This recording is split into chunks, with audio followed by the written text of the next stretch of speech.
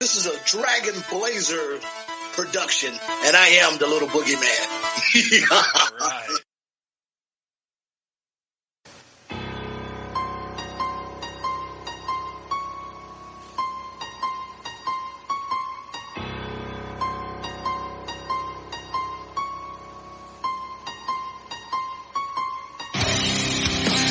Coming down the aisle, your podcast tag team champions of the world, Boomer and Blaze.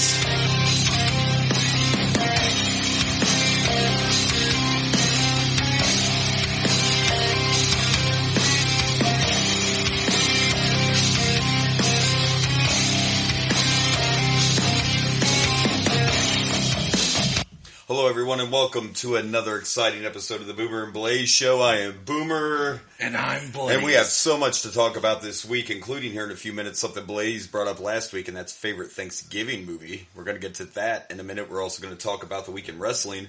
First, I want to remind you this week's episode is brought to you by the Marty Jannetty School of Jobbers. If you would like to spend your career fucking it up, the Marty Jannetty School of Jobbers is for you. Hell yeah. Yeah? Hey, that's two unofficial sponsors. Hell yeah. Maybe we'll get official ones someday. Hush Money and the School of Jobbers. I'm ready to roll. Listen, we got a small milestone today for our incarnation of this episode. This is the 10th episode of the Boomer and Blaze Show today. Is it? 10th episode, not counting. We've done 10 already? If you don't count the international podcast, I didn't count that. Oh, okay. But I did count the listener request. Well, yeah, we did a whole episode. Yes, 10 episodes today. Did you think we'd make it that far? I was hoping. I was hoping a little farther. You actually brought up that we've come full circle because the last episode of the Rage and Blaze show was Survivor Series 94. That's right. And today we are at Survivor Series 95. By the way, I don't know how many of you were listeners then. I'm sure we have new listeners and we have people that listen to, Rage and Blaze. But if you didn't listen from the beginning, you got to go back. And that last episode, dude, Chuck Norris was at the Survivor Series. It's one of the funniest episodes ever of Rage and Blaze because this motherfucker just kept bringing up Chuck Norris. It was a fun one. I went online and I looked for every Chuck Norris joke I could find that I thought was funny. Oh, man. I think I was purposely annoying my brother by just coming up with Chuck Norris jokes. It was good shit. Because you could tell, too, you could tell when you were getting on Blaze's or Rage's nerves. Like you could hear it in his voice. The famous move along line. Let's move along. That was a good one, though. I'm telling you, go back, listen to it. It's a great show. It's a great show. It always was. It's just a little different now, that's all. Or listen to all of Listen to all of it. Well, yeah. As we're on the Boomer and Blaze Wrestling YouTube page. I've got the WrestleMania 1, 2, and I am working on WrestleMania 3 on there. It's uploading as we speak. There you go. Blaze is a hardworking man, and I'm not joking saying that, folks. I do handle the social medias and stuff, but he's the one starting this YouTube channel, and he's doing it for all his podcasts because we have our multiverse, which we also recommend you check out. Absolutely. Check out some more of the Absolutely. And I do a lot, especially with this show. I do a lot of work, especially with the YouTube, because I'm trying to cut out fat. Yeah. There's a lot of, now with ours, we do the whole episode. We talk about it all in one shot. Yes. With Rage and Blaze, we were doing a lot of part 1, part 2 episodes. And we also talked a lot in front. So I've been going through and I've been putting them together. I've been cutting out some of the extra stuff that I feel like current wrestling stuff. I don't think we needed to keep. I needed to keep those old ones. But I tried to cut them down to where they're, closer to where we are on length, which we do about a 2-hour podcast. So I've been trying to cut those old Rage and Blaze episodes to about 2 hours or less. And I've done it for 3 episodes so far. Hard-working man, I'm telling you. I'm a hard-working man. Hey, look, I'm a little impressed with myself. I'm doing better with the social medias. Hey, you got a... Look, I had a fanboy moment again, right? Absolutely. Yeah, tell them about that. For good reason, though. You may be cool, but are you cool enough that the Diamond Dallas Page likes your tweet? And DDP Yoga. So, and listen, it's not, and actually, yeah, it was one of his tweets, but I reshare it for a reason, and we are not being sponsored, believe me. If we were being sponsored by DDP Yoga, we would upgrade the Dragon Blazer studio, I'll tell you that. Absolutely, yeah. And I haven't used it myself, but I don't need to. I've seen enough testimonies and videos, and anything you watch with DDP is very inspirational, and he's all about people just feeling better, and look what he did for a lot of people, whether you have weight loss or drug addiction struggles. He helped Jake the Snake Roberts. He helped Razor Ramon, Scott, a.k.a. Scott Hall. Like, I totally recommend it to anybody. I'm telling you. But yes, we did get a tweet that was liked by them for retweeting their stuff, so that was pretty cool. I know, it was awesome. I was very excited. Definitely. And that shows you I'm trying. I'm doing some more social media. I'm not getting those retweets and stuff. The TikToks are doing pretty well, so thank you for that. But all you people liking the TikToks, don't forget to check the show out. I'm just saying. If you enjoy the previews that you're seeing of this stupid shit we're talking about, you should listen to the episode, because it just gets better the longer it goes. The short stupid shit's just as good as the long stupid shit. And I have a buddy at work, I'm telling you, that's into the show, so he asks me questions all the time. He wants that behind-the-scenes stuff, because some of you think we're celebrities, and bless your hearts. Just call us that if you want, that's fine. I love it when they lie to us. But I guess we don't think about it because we do it, but he's kind of fascinated with the whole thing. I think I mentioned it last week that he didn't realize that we are literally sitting here. In case you don't know, and you're welcome to watch along, we do watch these pay-per-views while we're recording this. We stop, we watch a match, we record about that match, we stop, and we continue, and that is how we do it. And it's also not scripted. Please, this is not professional at all. Oh, God, no. Luckily, this is clicking like we wanted it to, and we just play off each other. Like, I do a little research and take notes, but it's not scripted. Like, anything that's in my shit's just like random little jot downs, so I don't forget because I'm old. Yeah, he does the hard work on the research, and essentially just basic wrestling knowledge is what a lot of times it's just me making sure I got the right, like, I'll be like, I think that's what this happened then, but sometimes it's the wrong year, so it's just kind of double checking my worthless. And I do all the editing and all that other crap. But it works out well, right? So it does. Good. So we'll start with, I mean, there's so much news this week, and I know he knows. Wait till I get to AEW. But let's start with what you brought up last week. I had my answer last week, but we saved it. Favorite Thanksgiving movie, and I believe you said, I'm pretty sure there's only one. There's only one. But there is actually more than one, but I'm interested to hear yours first.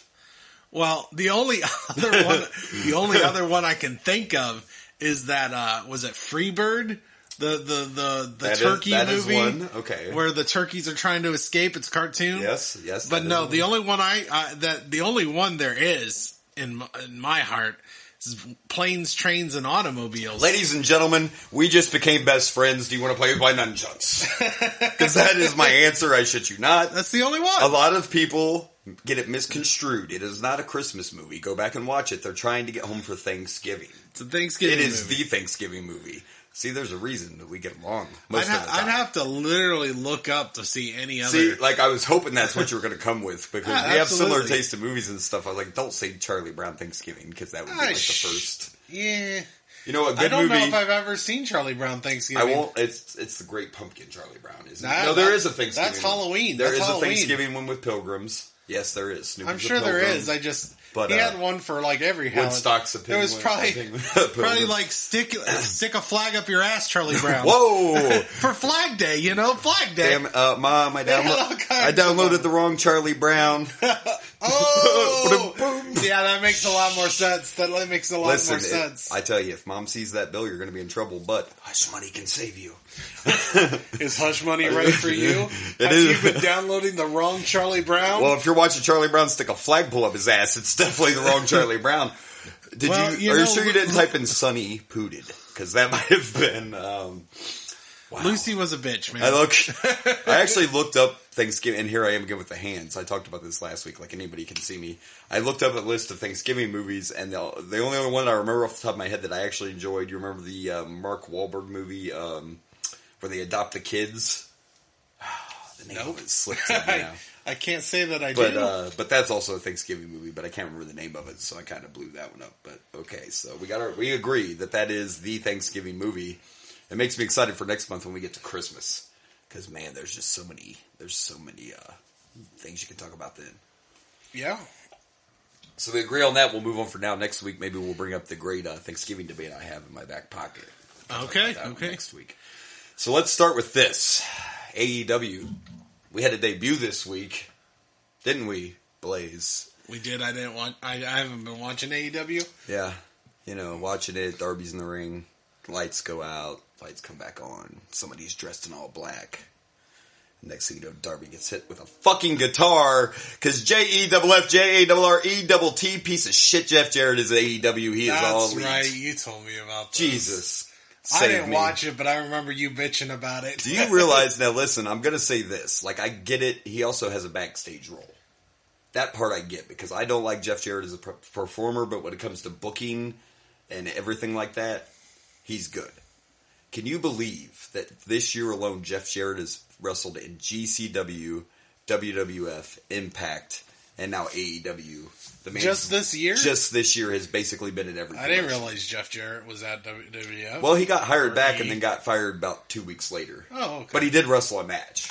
Oh, okay. And in fact, he was on AEW again last night. Like, I need to see more of him. And, God, I wish I could remember how he said it, but he took a shot at WWF.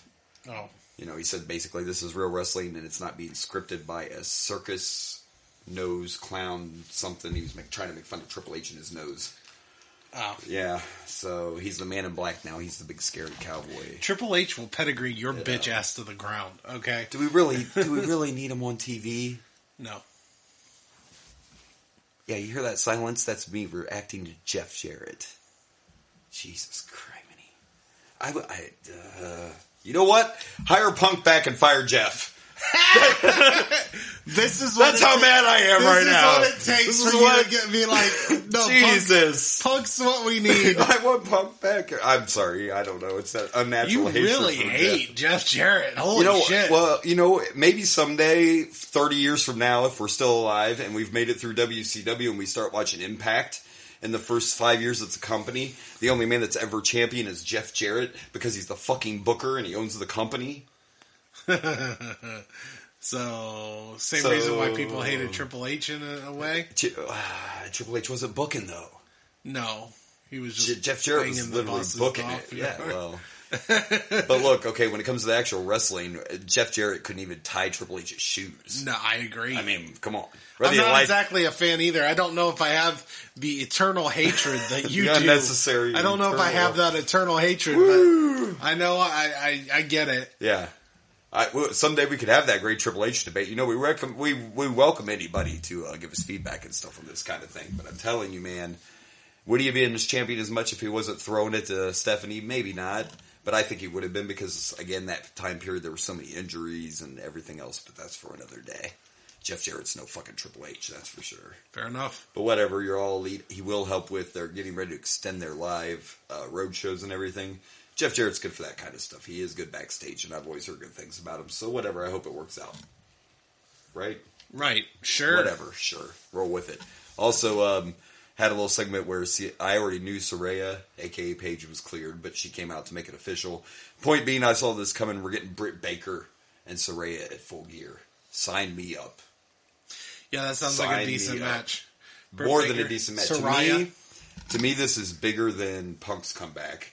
And I'm not taking anything away from Darby, but Britt's a bigger star in my eyes. You know what I mean? Darby. This is two main eventers. I don't care if it's the women's She's division. the biggest This is a huge women wrestler in AEW. Yes. Hands down. And this is the biggest match that Saraya could have for her return to the ring and her debut.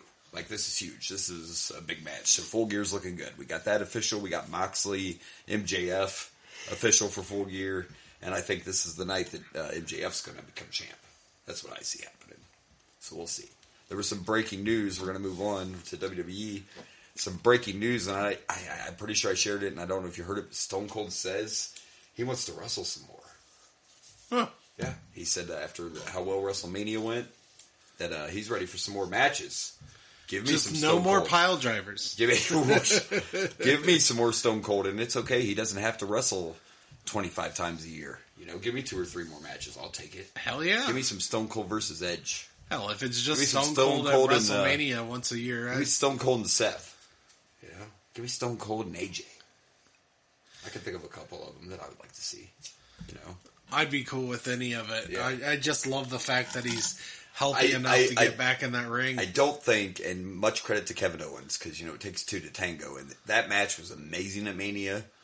It made me cringe a few times. No one, again, when you know these guys' history, and Stone Cold hasn't wrestled in fucking forever. Yeah. When he got the shots outside and everything, but so hats off to KO for handling it so well. But yeah, Austin says he's ready to go, and I think part of it is he wants more time. He didn't have as much time as he would have liked to get ready for that match, even though he agreed to it. And I think after it felt so good and went so well, he's like, well, hell, let me see what I can do if I have, Well, hell, give me a Steve Weiser. Let's get this shit on the road. Who wants a can of whoop ass next? Too bad Jeff's still not around. I'd be fine with him not even wrestling, just coming out, stunning some but bitch. I mean, hey, if he wants to offering do it, a beer, then stunning him, you know how it is. I think a lot of this has just become this big infusion. I guess it really started with Edge, and we've kind of touched on this before. They're seeing that it is possible. Medicines have changed. Was there one before? I'm talking about the people we talked about it once before. People with wasn't Daniel Bryan come back from a injury that they thought he wasn't going to be able to do it anymore? That's true. He might have. And I think he came out before it. He came out before, and then got shut down again, which is why he's in AEW. But yeah, his was good. But you're right. But they're seeing now with all these guys that it's possible to come back. Well, it's technology. Yeah. Technology the world gets changed. better. Edge had the same exact. Well, Austin had many injuries, but Austin and Edge shared that similar injury with the fusion and all that. And if he sees what Edge is doing, he's like, hell, let's do it. That tall son of a bitch is able to get in there. Let me in. Let me at it. Let me at it. I don't want to completely cover Crown Jewel because I didn't watch it. I know you don't. You're not really heartbroken either way about it, which is fine. That's fine. I'll watch it when we get to the podcast of it. I don't know if I can bring myself to watch it live. Right. I mean, I don't watch them live anyway because I like to fast forward. But I didn't get to see it all. But a couple things I can bring up is Mia Yim is back. If you remember Mia, she showed up. I heard about this. I did watch the segment with Bray. Well, of course, you have to watch that. But other than that, no, I didn't watch. I did watch the main event.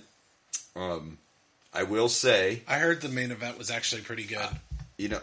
So I will say, yes, Logan Paul did a great job. I could definitely tell he worked harder and learned some more this time. I told you he was training with Shawn Michaels. So it was fine. I still don't think he should be in that spot, but it was an entertaining match. But for all you that think it's fake and think a YouTuber can just jump in there, he tore his ACL, his MCL, and a meniscus. Oh, damn. Fucked up. So he's going to be out for a long time. Oh, damn, I didn't hear that. Yeah, Roman fucked him up a little bit, Oh, It wasn't a bad match. I'm old, so the one part I kind of was like, but I get it. It's the world. So Roman's on the table outside, and Logan's about to jump out and dive on him, just like he did the Miz at SummerSlam. That's his move now. He had his fucking cell phone and broke it out. It was like, isn't this what you want, Roman? You want to be famous? So he live streamed him doing the move from the turnbuckle and held onto his phone the whole time. That's kind of cool. Even going through the table. I kind of want to see that, actually. So yeah, that was a little cool spot he did, but yes, he lost. He fell. Again, who's going to beat Roman? That's the question. I'm glad it wasn't Logan Paul at Crown fucking Jewel. By the way, other than Bray Wyatt, the greatest thing on SmackDown, like I keep saying every week, is Sammy's my man. Are you Usi? Honorary Usi. Have you had your Usi-ness today? Are you Usi today? Did you have a glass of Usi this morning? I don't know if I'm Usi enough. You might not be. You're feeling a little Usi. Are you guys Usi today? Because you should be. Of all people, that asshole Jim Cornette praised Sami Zayn this week. Really? Yes, he did. He praised Sami Zayn and said that the Bloodline is the best thing going. So he hates The Fiend. Well, there's no room for supernatural stuff. But loves... But it's perfectly fine for the the guy that's not actually an Uso. The goofy motherfucker to be the honorary Uso is perfectly fine. Whatever. Jim Cornette's bitter. It's fine. He's not wrong. The Bloodline is definitely the best thing outside of... Actually, you know what? I'm enjoying the Bloodline more than the Fiend stuff. I mean, because the Fiend stuff's still early. The Fiend stuff is essentially just continuing on with just little snippets. They're like little promos, little previews of what's coming. So we haven't got what we're going to get properly from Bray Wyatt. Yeah, and I still believe they're going to save that for... You got to do it somewhere big.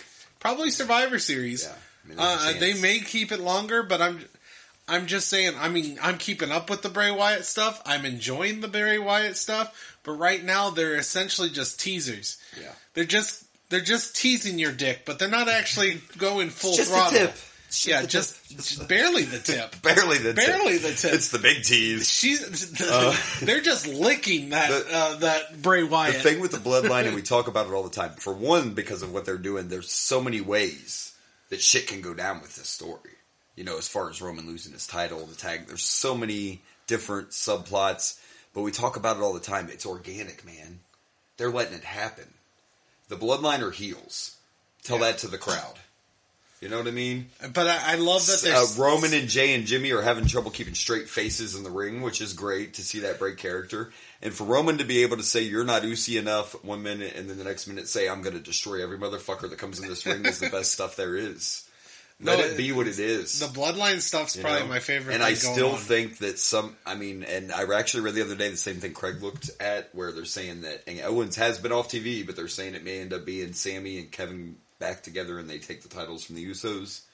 You know, maybe that's where that's going. But I still say at the end of this, if Sammy's the one that's going to break and turn, he'll be the biggest baby face in the company if he separates from that bloodline. Like, you know, everybody's going to... If they do anything dirty to Sammy...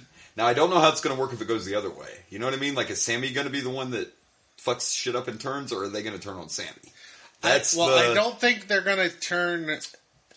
Because to my understanding, Roman doesn't want to be face. No, Roman has no fucking intentions on being face at all. But what I'm saying is the bloodline going to turn on Sammy, or is Sammy going to turn on the bloodline? That's what I'm waiting to see. Is Sammy going to fuck up like accidentally and cause a title change, or is Jay going to finally have enough and make it look like, you know, there's so many ways you can go.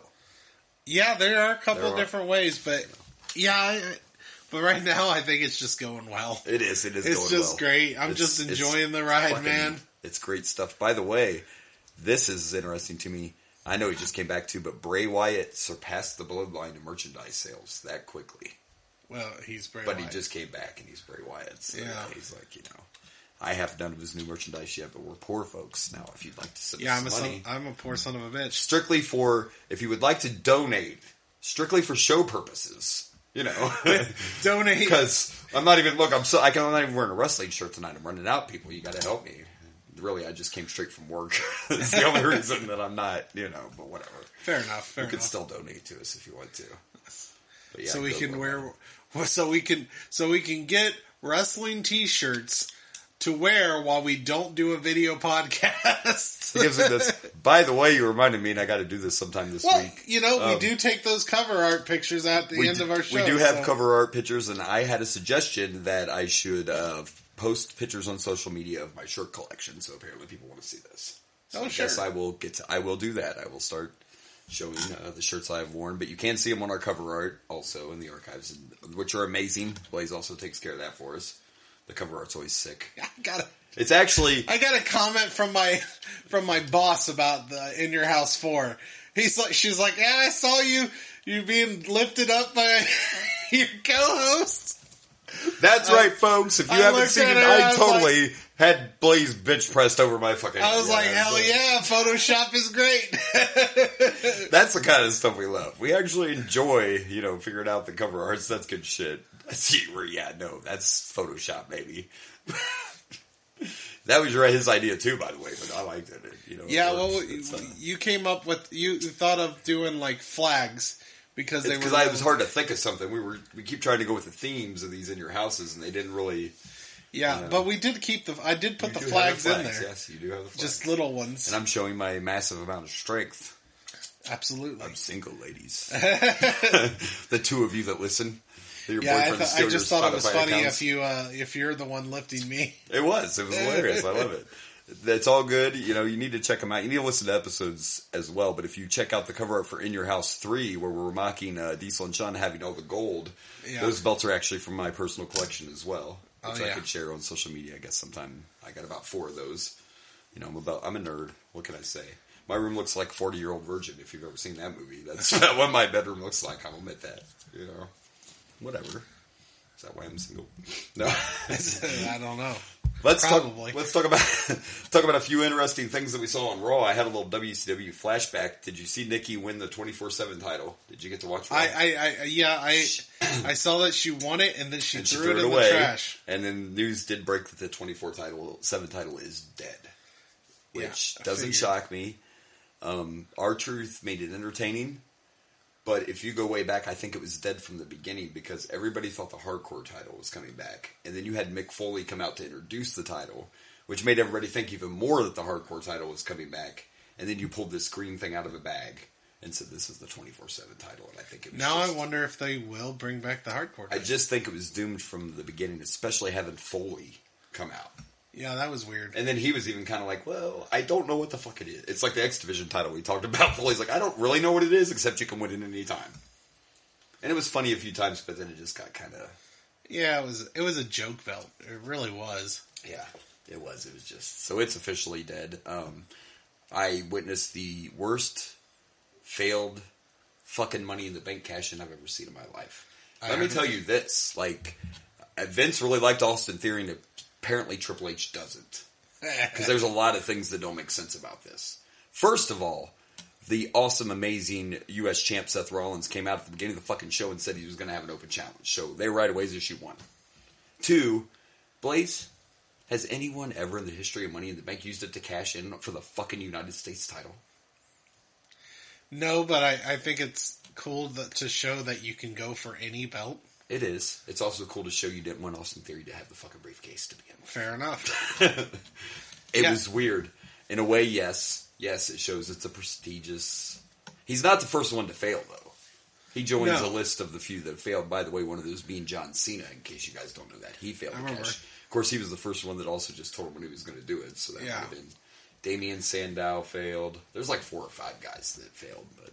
Yeah, I saw a meme on Facebook. Probably something you shared. I just thought it would have been better to go with like what I said. I had read that they were talking about doing a match and having him lose it.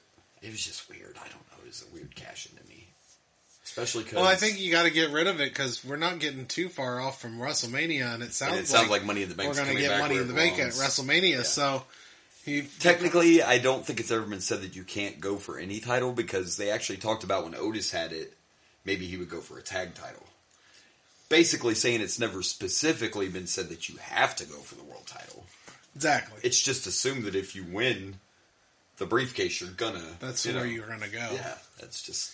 It was interesting. I guess it's at the same time, if he was to cash it in, he would have to go after the bloodline.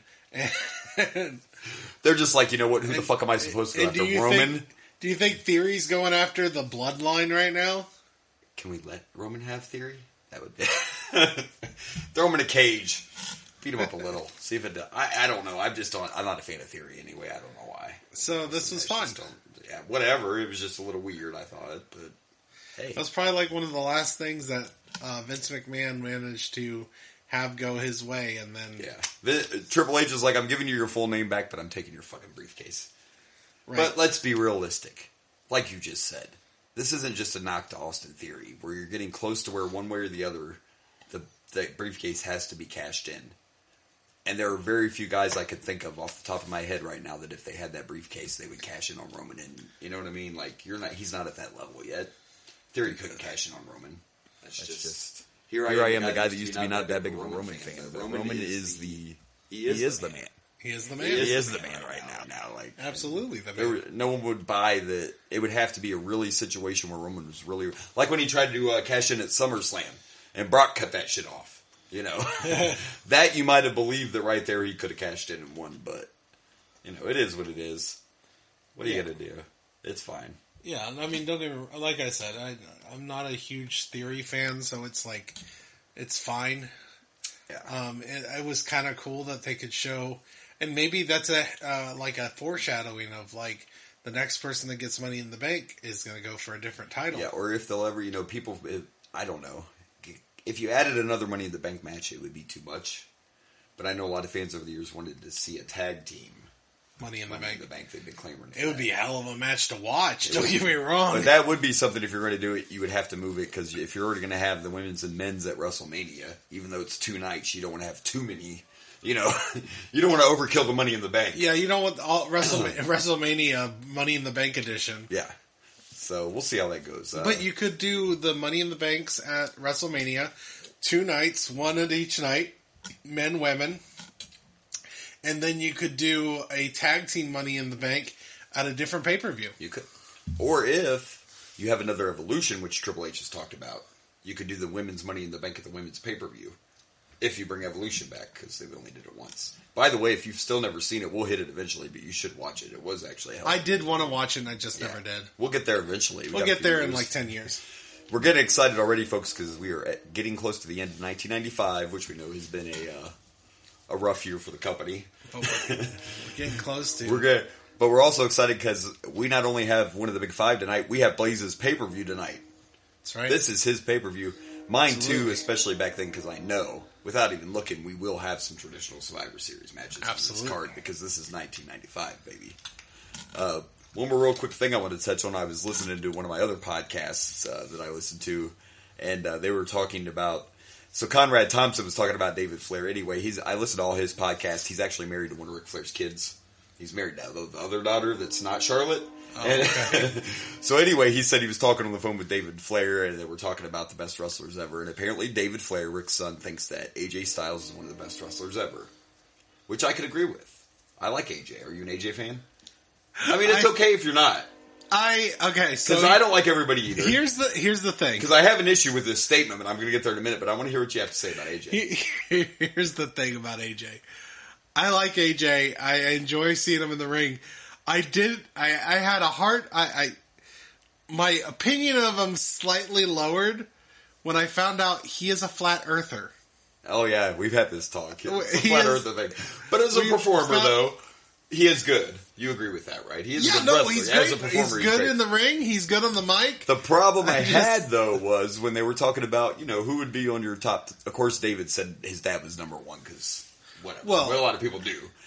Unless you're a dick kid. Because Conrad said a lot of people will say that Ric Flair and Shawn Michaels are kind of like 1A, 1B. Like, they're right there with each other. Oh, yeah. Shawn Michaels, I would consider one of the best. Right. Probably the best. And apparently David Flair made a face and said no. And Conrad's like, what do you mean? And David Flair said AJ would be 1B. AJ's better than Shawn. Oh. David, I know who your dad is. And I also know that back in the day you got to sleep with Stacy Keibler, so amen and bravo. Good job. AJ Styles is a great performer. AJ Styles is not better than Shawn Michaels. Hey, David. It's David Flair. It's just reality. I'm about to tune up the band. About to tune up this band. And you're about to get sweet chin music. Like, what the fuck were you smoking when you made that statement? Because you should pass it. Pass the Ducci. I'm thinking David Flair is not a sexy boy. Apparently not, because listen, I mean, I would even, when it comes down to, you can take all the different things, like you can say the best promoter, the best talker, the best performer, blah, blah, blah. To me, when it comes to getting in that ring, doing everything you can, giving the crowd what they came to see, whether you win, whether you lose, the best person when that bell rings and they step through those ropes and they put on a show to me ever was Shawn Michaels. Is Mr. WrestleMania. Yeah, that's just my opinion. Not only that, Shawn Michaels is an all around great because he's great on the mic. Yeah. He's great in that ring. He's great at selling. Yeah, absolutely, great. And I'm not taking nothing away from Flair, but Shawn, all of it, even when he loses, Shawn puts everything out there. The two of the greatest matches in the history of the fucking company are both Shawn versus Undertaker matches. Look, I'm gonna disagree, but you can say Ric Flair. I can understand if you Ric Flair could definitely even if it's not your dad, right? Even if everybody it's not your would dad. say Ric Flair, but I don't know how many Ric people. Flair? I understand Ric Flair. You want to say Sting? I know he's huge in WCW. Yeah, he was an icon. He was. But I strongly disagree with this one. But you want to say Undertaker? I understand Undertaker. The man had a incredible run in wrestling. He just retired. He was there all the time. Yeah. I don't think he has the wrestling skills but he was a presence. He was an icon. That's why when someone asks me, I'm always like, well, can you clarify that? What do you mean? Well, because there's a million categories. Yeah, absolutely. There's a difference between the best wrestler, the best performer, the best talker. Like, what are you talking? Is Undertaker one of the greatest performers in wrestling? His character will never be touched. Yeah. But Taker's not Shawn Michaels in the ring. No. I mean, but you want to argue like The Rock? Stone Cold? Yeah, I mean... Sure, I'll hear those arguments. I still think Shawn's better, but I'll hear those arguments. You want to say Hulk Hogan? Wrong. Yeah, when it comes to wrestling. And I would even challenge that with... I would even challenge that with The Rock too, because guess what? The Rock was one of the greatest performers because he was so fucking entertaining that's all that mattered. You know where he did that to fuck with the boys. That started as a joke. He was at a house show one night and thought, I'm going to do this and make this look like the most devastating move ever. To get this and make this look like the most devastating move ever. To get the fucking guys to laugh. Watch it. It's one of the lamest finishes ever. But pulling that elbow pad, raising that eye. So that's what we're saying here. We're talking about two different things. Absolutely. But pulling that elbow pad, raising that eye. So that's what we're saying here. You're talking about two different things. Absolutely. But AJ's not a Bret better... Hart. I mean, in my opinion, no one is. I mean... I could agree with Flair at 1A, 1B, but I would say I could agree with Flair at 1A, 1B, but Sean's like... I grew up as Triple H as my favorite wrestler. Sean is still the best. Exactly. In my opinion, especially when Ron is still the best. Exactly. In my opinion, especially when I rewatch these podcasts or rewatch these every time we see Sean come out, we're like, we're good. Oh yeah. I don't give a fuck this if he's gonna fighting be fun. Henry Godwin or who the fuck it is. Or fucking Hulk Hogan. Which is fine too, because guess what? Wait. I'm a huge Hulk Hogan fan because as a kid he was like a superhero to me. And then when he became a bad guy, if you don't think Hulk Hogan is one of the best fucking heels in wrestling that there ever was, way better than his red yellow shit. Fuck those vitamins. NWO Hogan was one of the greatest. I do like NWO Hogan. And there again, it was the heel. I know Hogan can't wrestle, so does he. He's never said he could. But actually, he can if you watch his old shit from Japan. I've brought this up before. When Hogan was in Japan, they said, don't do all that. Save your body and sell. You don't need to do all those fancy moves. If you've never seen Hulk Hogan do a fucking, enziguri kick, you need to watch some of that Japan stuff, because it's crazy. So anyway, I just wanted to get an opinion on that, because I knew you were going to think, come on, David Flair. AJ's not. No, David Flair should shut the fuck up. But man, I tell you what, I wish they weren't born at the right time, and maybe they did at some point, but I wish we could have saw Flair versus AJ when he was young, and I wish we could have saw Shawn versus AJ. Oh, don't get me wrong, I like AJ. And they were going to try to do that. They were going to try to do that when AJ first signed. Remember, everybody wanted to see Shawn and AJ. No, but instead we gave Shawn $3 million to suck at Crown Jewel over in Saudi Arabia. And we could have had him fight AJ in San Antonio. Yeah, well. But whatever. No. Whatever. I understand. All right, well. Did I miss anything? I don't think so. No, so we are good to go. We are about Chucky's been great, other than that. Chucky's the man. But we already know that. I just watched the newest episode today. I'm still behind. You can't spoil me. I'm trying here. But I'm a busy man. I got a job. Where you at? I'm 3 episodes in. Yeah, I know. Damn. I know. It's the real life that gets me, Then I try to watch wrestling, and then I'm working on the social media stuff, and then I sleep because I'm old. I understand. I do a lot of my social media stuff while I'm watching Chucky. Yeah.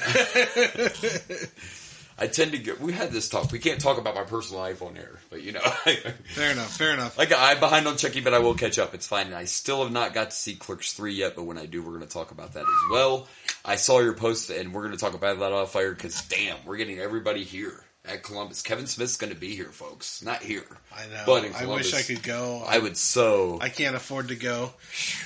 But if you want to, If you want to inquire about hush money for something that has nothing to do with wrestling. Listen, we need to start a GoFundMe to meet Kevin Smith that has nothing to do with our podcast.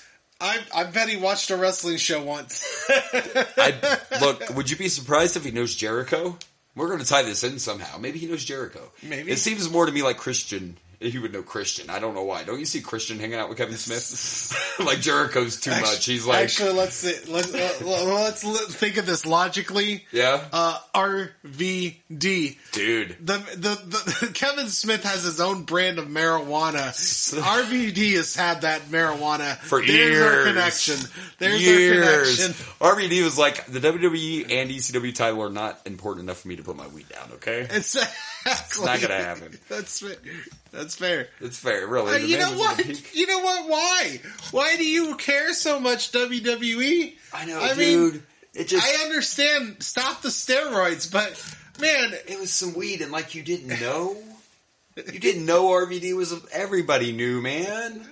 You let RVD beat John Cena at the ECW pay-per-view in the ECW arena for the WWE title. He was the hottest thing going, and because he gets pulled over with some fucking weed, You strip him of all his belts. Do you know that same thing happened to the New Age Outlaws? You destroy your body, you deserve some weed, man. The New Age Outlaws were crossing the Canadian border, had like an eighth of weed, and they got fucking fired. Oh, you didn't know? You better call somebody. Listen, I'm not encouraging the smoking of the weed, but I'm just saying there's way worse things that went on in wrestling. Oh, yeah. Than a little bit of marijuana. Yeah. There's a whole story where Kane rapes someone, so, fuck, let him have the damn marijuana, okay? Marty Jannetty has killed people and slept with children that are his. Tried. But she been daughter. Did we find this body yet, by the way? That story disappeared fast. Like, I was just joking, please. Please don't go to the cemetery located at 1234, whatever. It was very specific, I think Marty's on this pay-per-view. We're going to find out. But maybe. We got really generic. He just came Marty back. Last week. And I didn't get to watch a whole lot of Raws, but I know the kid is officially bad now. I don't know if he's on this pay-per-view, but he's turned. Remember, we were seeing hints of that. Yeah, it seemed like he was turning heel. He's the new bad guy, so let's do it. Let's dig in. Let's see what we got. Let's travel back to 1995. All right, so first I wanted to say before we get started on what we saw here, this was the first Survivor Series to be on a Sunday. Oh, really? Yeah, and see, I think we mentioned this before. This is the year where they started moving all their pay-per-views, but traditionally Survivor Series was usually in the middle of the week, closer to Thanksgiving. So this is the first Sunday Survivor Series. There was also a dark match before the program, and it was the Smoking Guns against Public Enemy. And you may not know Public Enemy because I recognize. I think I've heard of them. I think they were in WWF for a minute, but they're mainly WCW and ECW guys. But what's interesting is they actually wrestled for ECW the night before, so they wrestled in Philly the night before and then drove to DC to take part in a match that wasn't even on the pay-per-view. But hey, it's still WWF, right? So you're like, sure, I'll do it. Right? All right, so before our first match, we get the introduction of Mr. Perfect. He's back. He's on commentary, but he's back, so we'll take it. Absolutely. I love Mr. Perfect. Mr. Perfect is one of the greatest ever. And we get a package. He's perfect on commentary. He is. He said it was going to be the perfect pay-per-view, the perfect Survivor Series. That's what he said. And after that, we get a package talking about our main event. The main event tonight is going to be Sid, Diesel and Brett for the title, and it's a no DQ match. So we got a little package showing that, and then we kick it off with a Survivor Series match right away, and I kind of laughed when I saw the people coming out, but it was actually a really good kickoff match. It was the Underdogs, which was the team of Marty Jannetty, Barry Horowitz, Bob Holly, and Hakushi? I don't remember Hakushi being a face at all.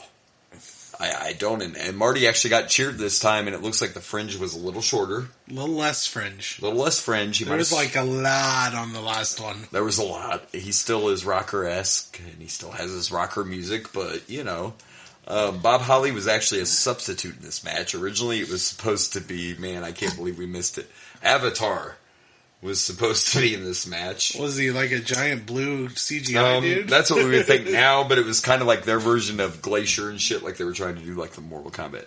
But eventually, Avatar failed miserably, but the guy under the mask would eventually become Al Snow. So his career turned out fine. Oh, yeah. But he was originally supposed to be in this match. I know what I want. What do you want? Head! I mean, the guy got over styrofoam fucking mannequin heads as his career. So I loved Al Snow, man. Al Snow was great. Their opponents were the Body Donnas, which... So you had Sonny coming out first. The funny thing was, they're going to introduce their opponents as music starts, and I'm like, whose cheap porno music is this? The door opens, and it's Sonny. I wish that shit would have been on tape. Like, you couldn't find that any better. Whose cheap porn music is this? Oh, it's Sonny. Okay, that makes sense. I got it now. Now we're setting the mood. I get it. All right. And, I was in the mood. Oh, shoot. And so this team is Skip, who is a Body Donna. And then Rad Radford, who is a Body Donna wannabe. I've watched wrestling a lot of years. I fucking don't know who the hell Rad Radford is. Neither. But I would tell you, you will appreciate this because I Googled him. And he started off wrestling in Mexico. And in Mexico, I shit you not, his character and his name in Mexico was Madonna's boyfriend. Like, why couldn't he still be Madonna's boyfriend in WWE? That might be a better character. Radford, I don't know. And their partners were wrong one. I don't know how much research. Tom Pritchard. This is the Radford thing threw me off. Is the Radford Madonna's boyfriend? Are we talking about the Material Girl Madonna? All I know is it says in Mexico he wrestled under the ring name Madonna's boyfriend. That's all it says. And then in ECW he was, in WCW he was Louis Piccoli. Whatever. So the Body Donna. So you had Radford and you had Chris Candido, Skip, who's a Body Donna. They were partners with Dr. Tom Pritchard, Bruce Pritchard's brother, part of the Heavenly Bodies. And then the mystery opponent ended up being an evil $1 million corporation 1-2-3 Kid. I'm kind of surprised they didn't change his name once he went heel. Yeah. Like, do you really want to be a heel as the 1-2-3 Kid? It's a bad, intimidating name, isn't it? It wasn't exactly a great name and before he was a heel, but... GWF, was that old promotion? Yeah, he started off there. He was the Lightning Kid. There. So. They're just, like, really focused on him being a kid. A kid, yes. Yeah. His first gimmick was the Lightning Kid. And I actually knew him because, again, even when I was a kid, I would watch... That Global Wrestling was on, like, some stupid, like, public access channel or something, but I used to watch it. Oh, okay. Yeah, it was called Global Wrestling Federation. But that Marcus Alexander Buff Bagwell started there. That's where I first saw him, the Patriot. But anyway, that's neither here or there. This was actually a good match. When I saw this lineup, I'm like, this is going to suck. Yeah, no. But dude, there was, like, look, Bob fucking Holly hit a Frankensteiner. And then Skip hit one off the top rope. There were 2 Frankensteiners in this match. Like, there was some good action. And Hakushi, the fans were fucking into it. Like, these guys are lit up. We're in DC, and these fans are like, Marty got a pop like he was fucking Hulk Hogan. I don't know what's going on. If they, like, fed him speed before the show, I don't know. But probably. This crowd is hyped. Probably. They are on it. They are ready to go. He brought his speed from I guess so. Oh, Barry Horowitz. Did I mention Horowitz was on the team? Anyway, he was there. But, So Bob Holly hit that Frankensteiner. Radford had a nice spine buster, but Bob Holly eliminated Tom Pritchard first with a crossbody from the top rope, and then right away Skip came in and rolled a poly from behind, and he was gone. So we had 2 quick eliminations right off the bat there. You should be paying attention. They should know this by now, shouldn't they? Later in the match, the 1-2-3 Kid nailed a nasty kick in the back of Hakushi's head. And Radford just pinned him like he didn't have to do anything. He was like, we're fucking out. The kid missed a few of those kicks, but some of them, he kicked fucking Marty in the stomach later in the match, and Marty must have sold really good, but it looked like he got kicked in the nuts. Like, Marty went down hard. Like, Marty was...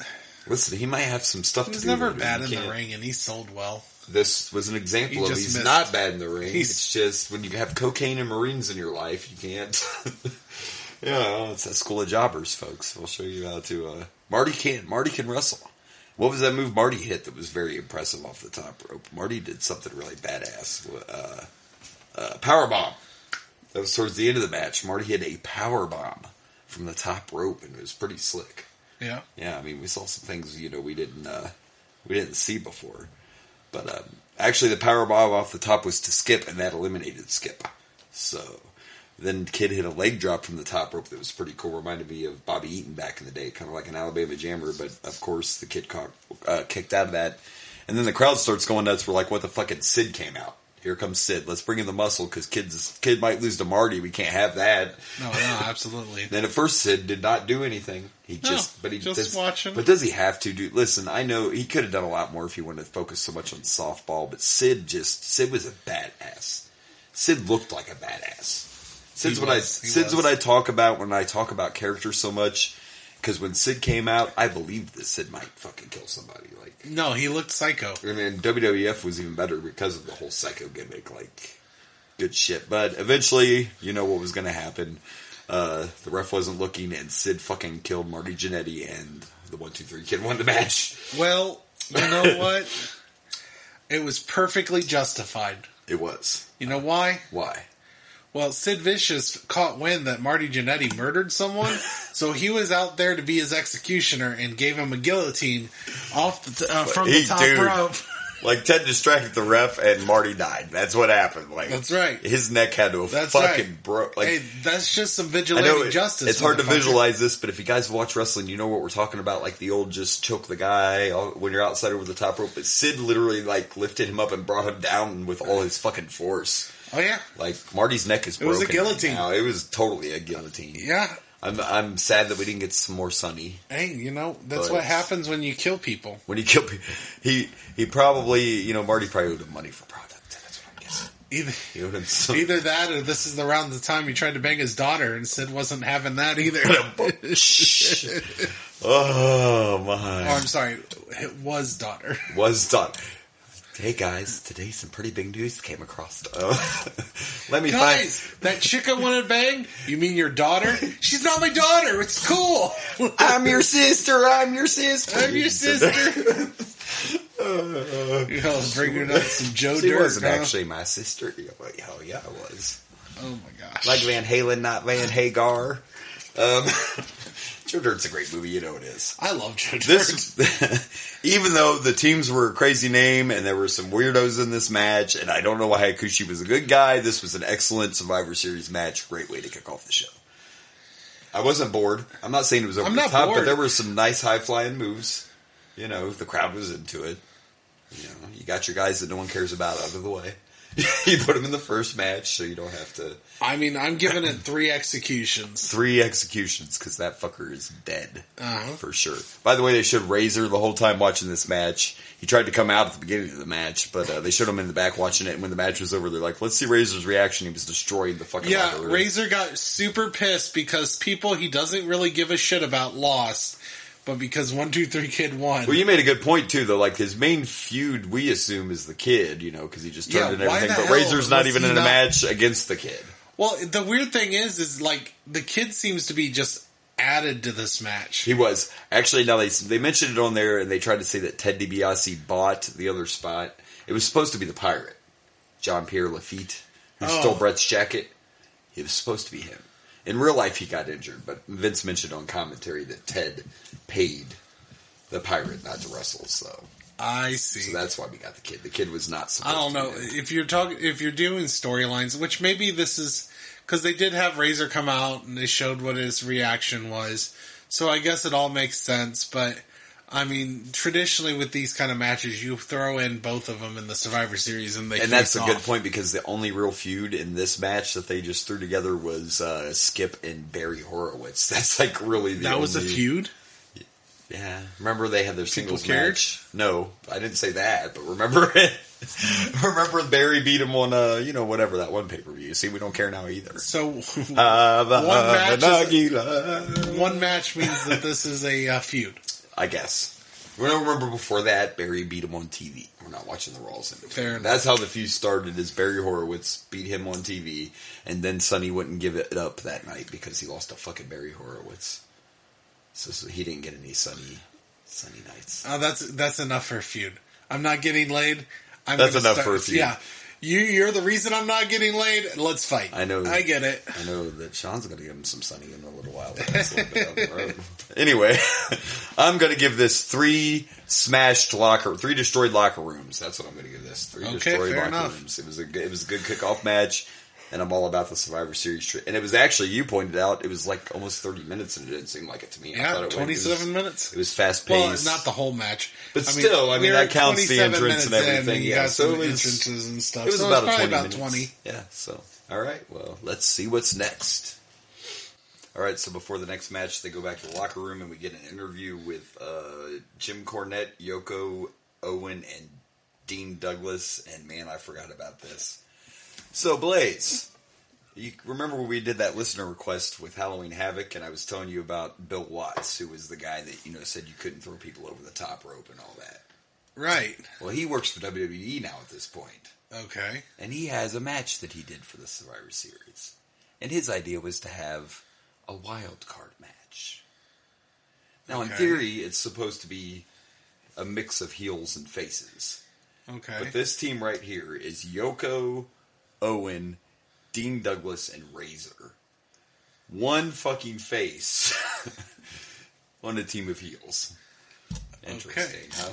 I forget the other team. We'll find out later on, but that's what we get. And then after well, that... in fairness, if there's only one heel on the face team, that's your wild card. You have one wild card on both teams. Yeah.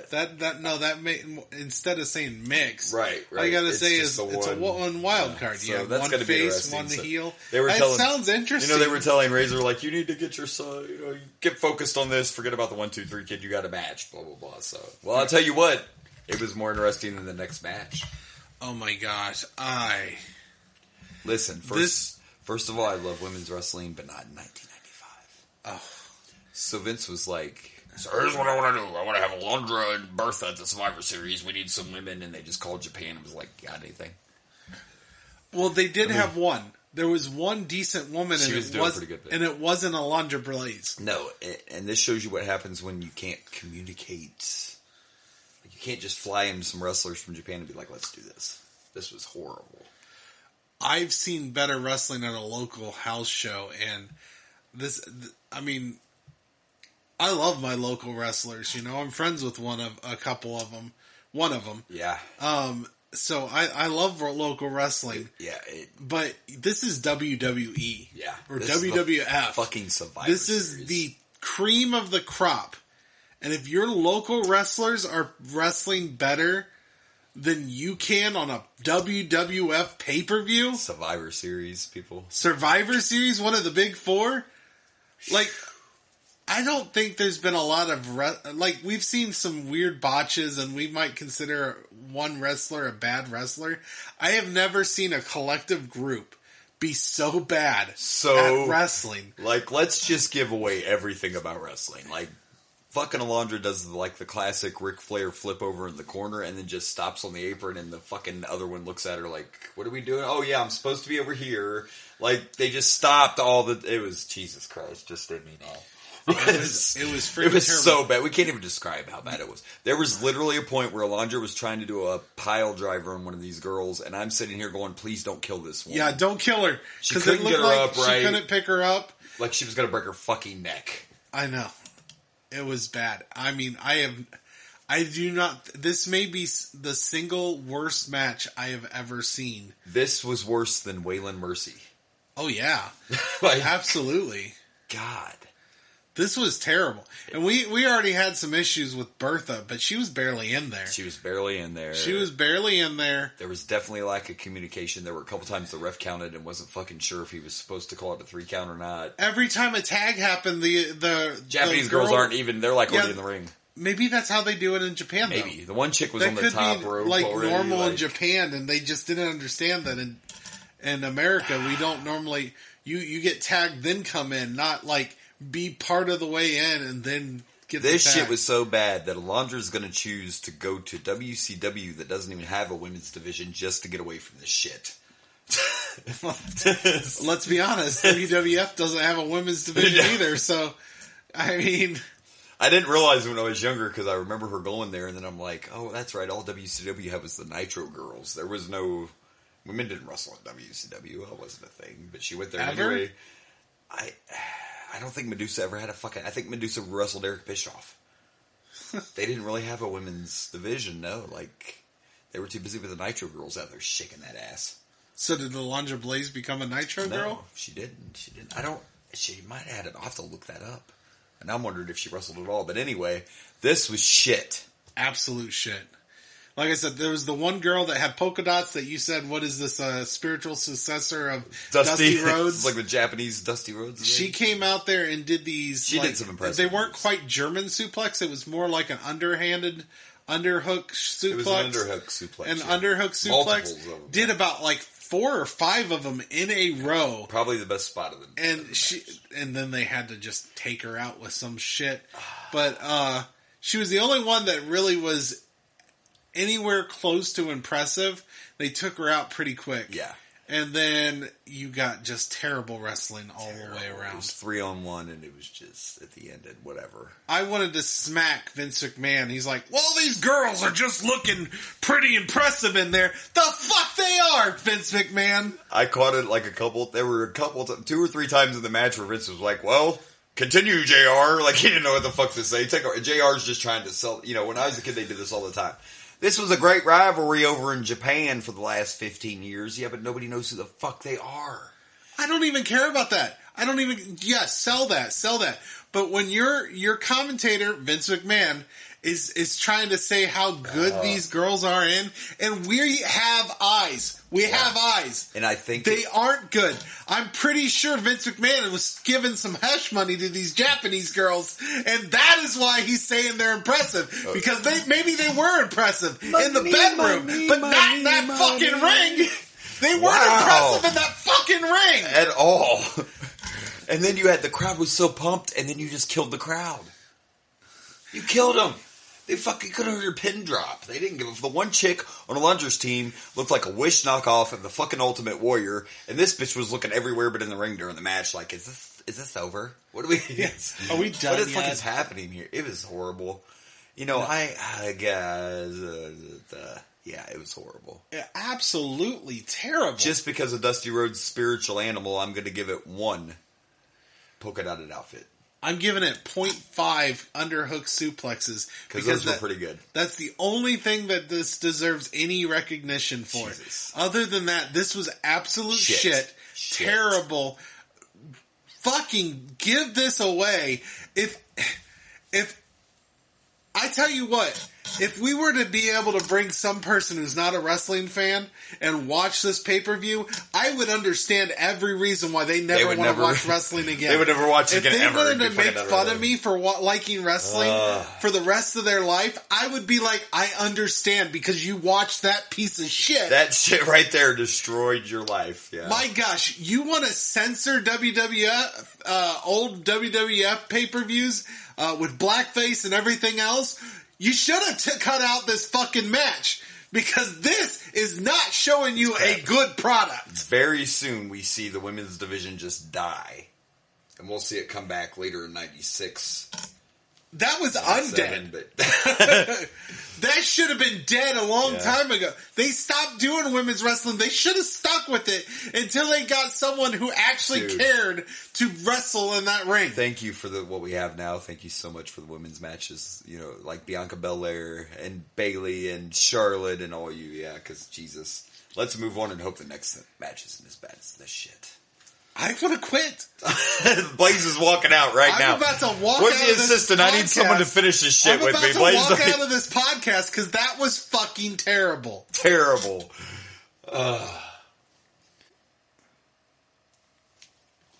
So, before our next match, we get Todd Pettengill in the audience with President Bill Clinton. Did you recognize him? It was Bill, right? Clinton. I did not have relations with that woman. With this show. He wasn't a bad impersonator. He looked kind of like the fucking Secret Service guys were really cheesy, though. That was pretty funny. And our next match is Bam Bam Bigelow against Goldust. And when Bam Bam came out and the pyro went off, the fake president had to hit the ground because he thought someone was shooting at him.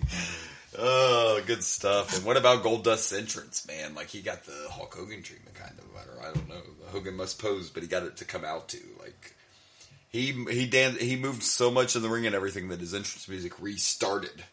Because he was out there so long, doing his little parading and all. But this right here, much better than the last match. Like, way better. Blew it away. I mean... if they would have showed me a arm wrestling match, it would have been better than the last match. But, and I've always been a Dustin fan. I always thought he was good, but you, of course, had to point out Goldust's wardrobe early on in the match. And thanks. It was... buddy. It was glaring. It was staring at me with its one eye. Oh, my gosh. One-eyed Willie. So...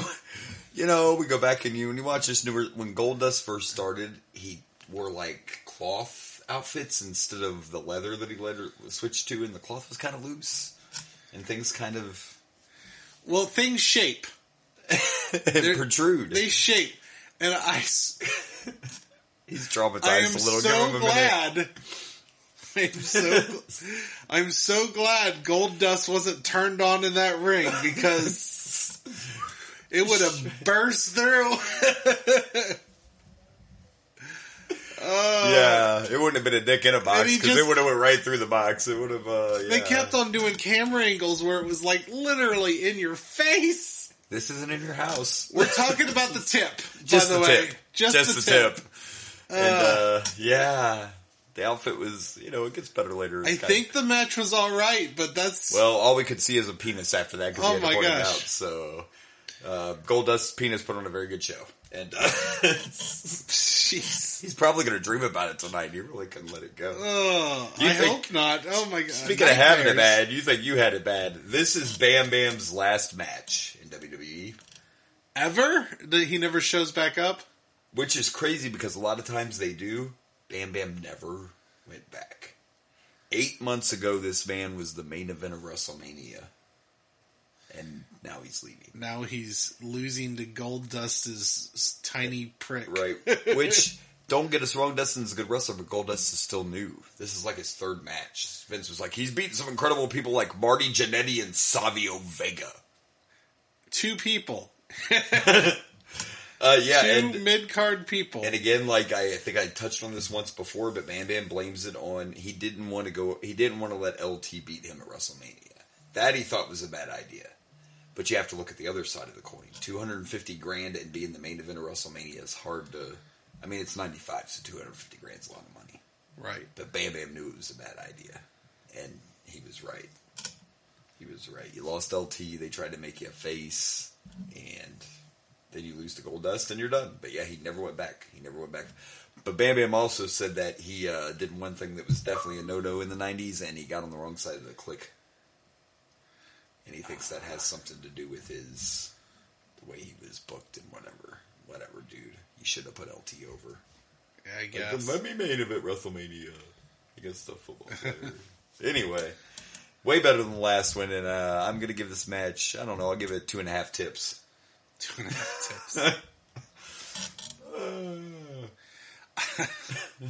Just a tip. I don't know. I give. You can't even talk over here. I give it 2. You give it 2?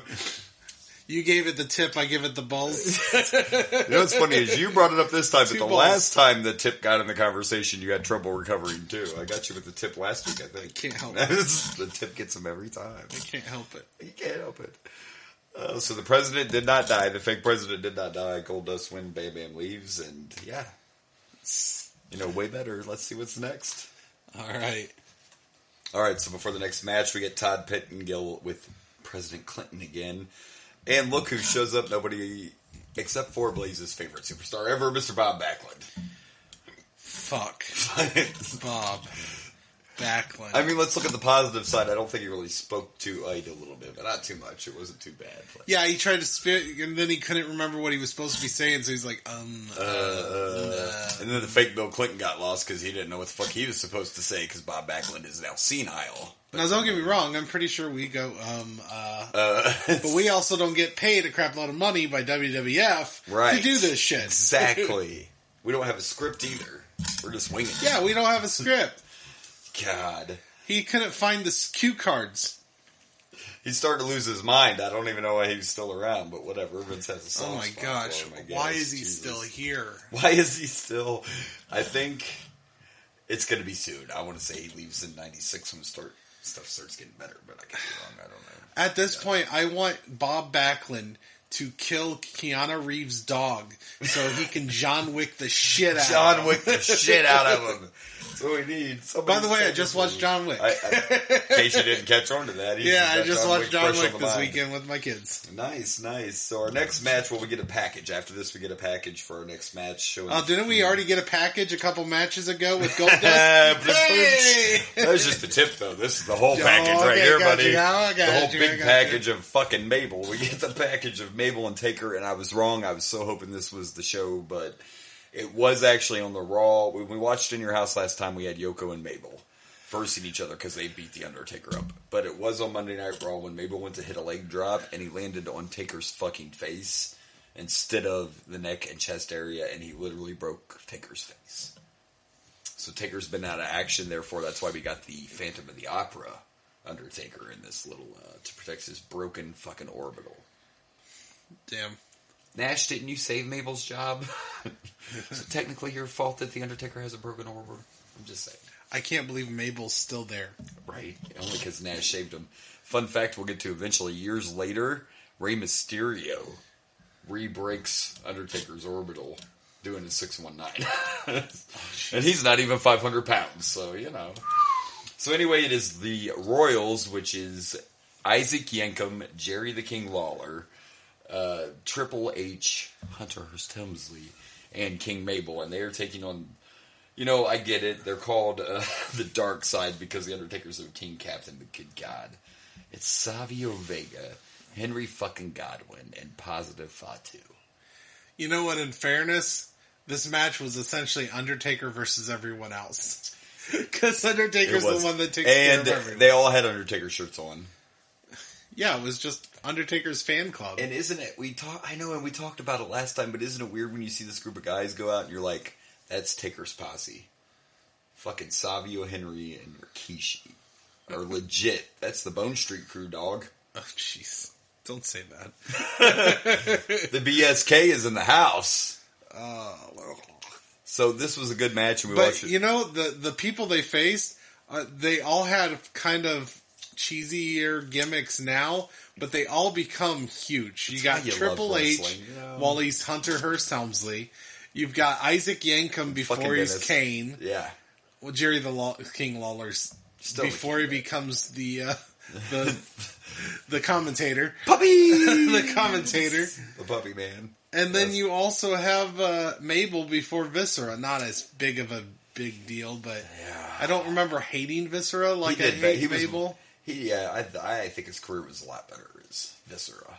Even when he came back again as Big Daddy V. Which was, oh yeah, I remember that. God, that was a ring gear for that was horrible. But anyway, fun fact about this match too.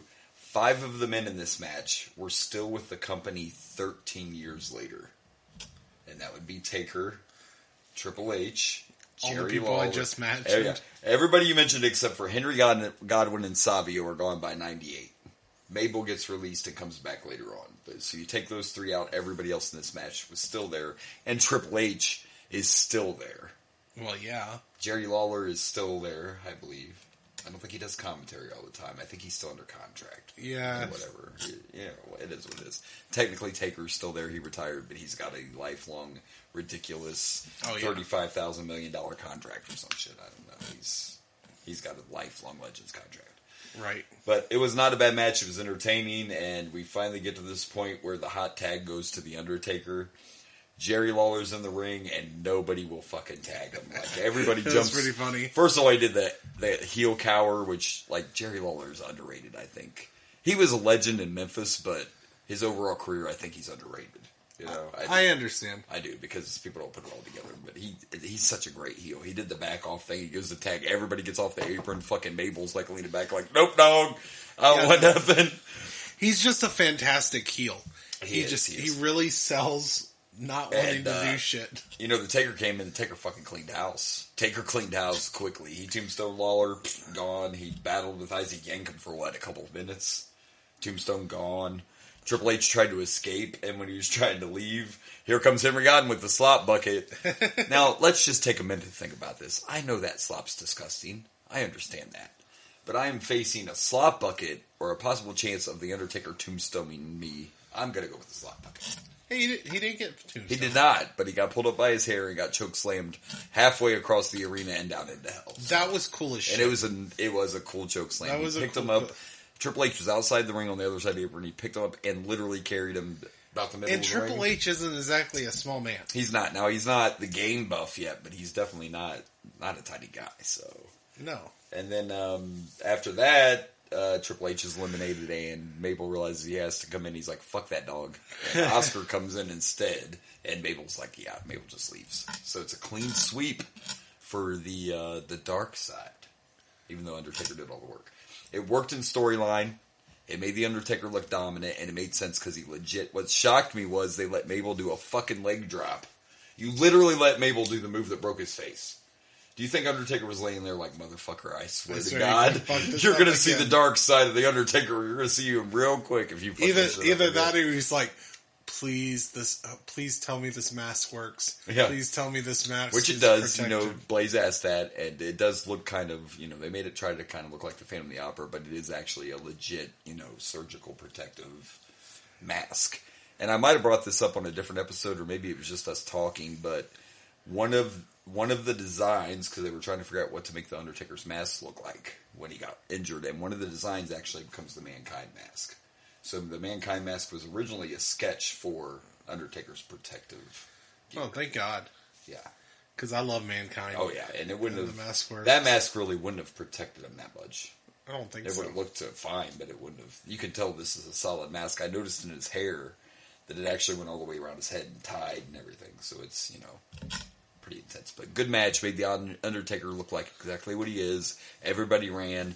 I enjoyed it. It wasn't over the top, but I still enjoyed it. I'm going to give this 3.5 Phantom of the Operas. I'm going to give this 3.5 Hail Mary chokeslams. That was a Hail Mary chokeslam. That might have been my favorite move of the match. All the tombstones look good. And by the way, tombstones look fine, but have you ever... No, I'm trying to think of a time that I've ever seen... not one like that.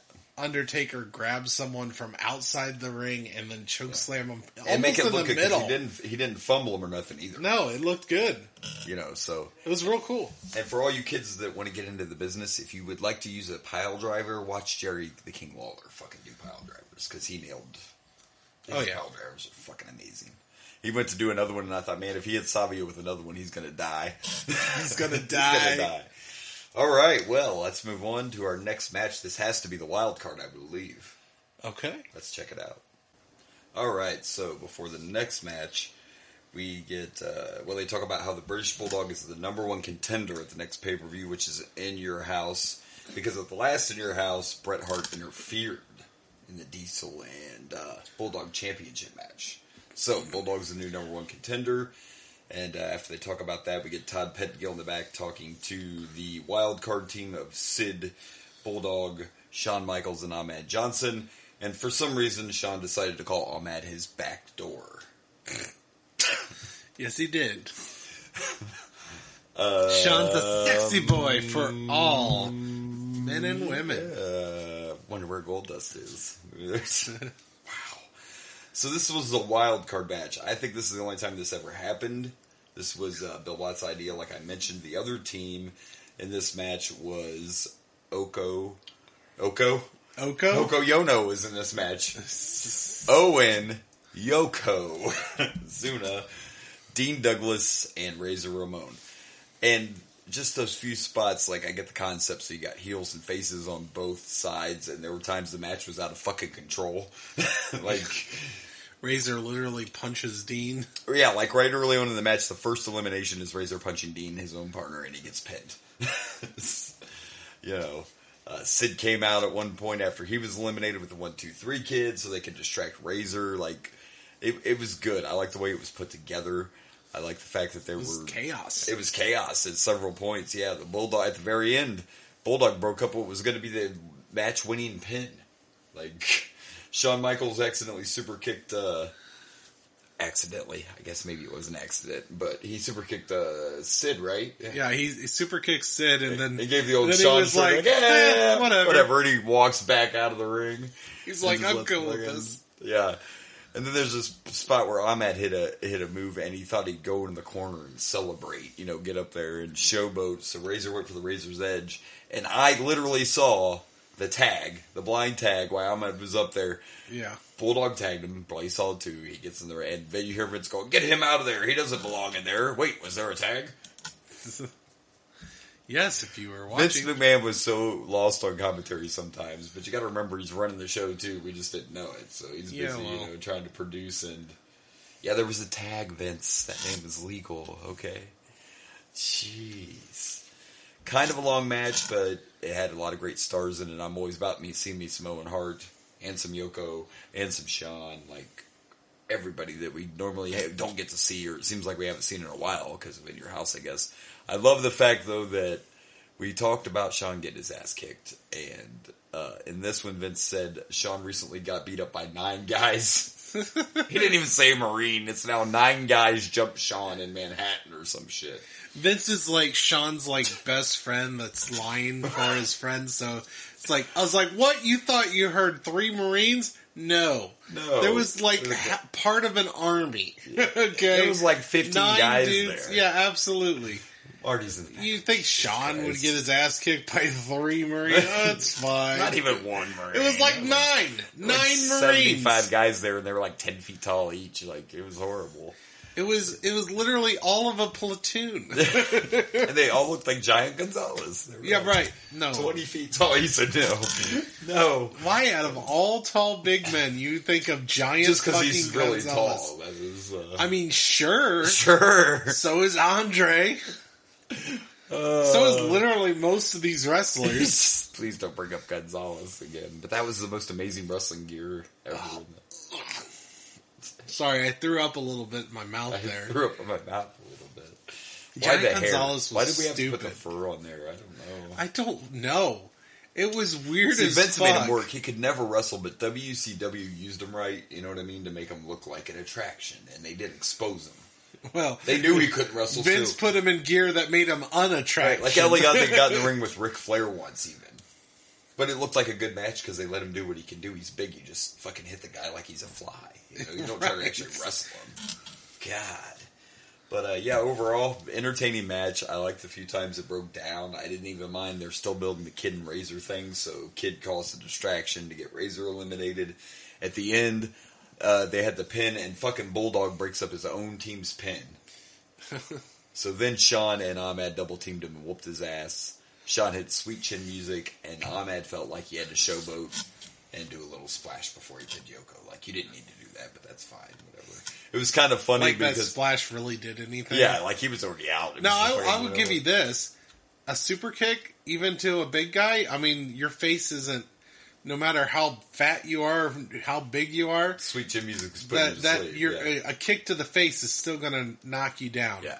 And I loved it when Ahmed went to nail the splash. He was like a big fucking kid. Like, he got in there. He's like, ah! You know, I don't know. It cracked me up for some reason.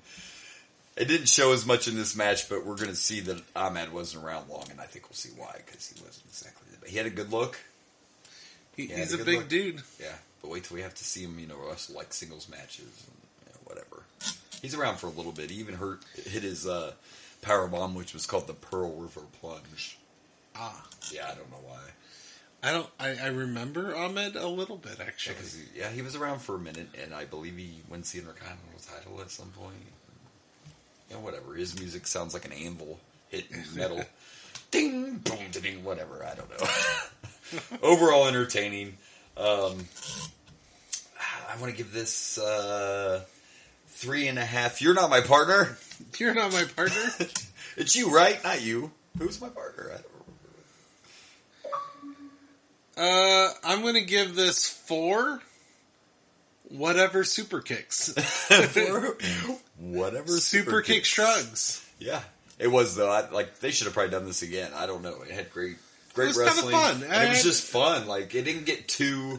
The shenanigans weren't too over the top. It was just those few spots, like...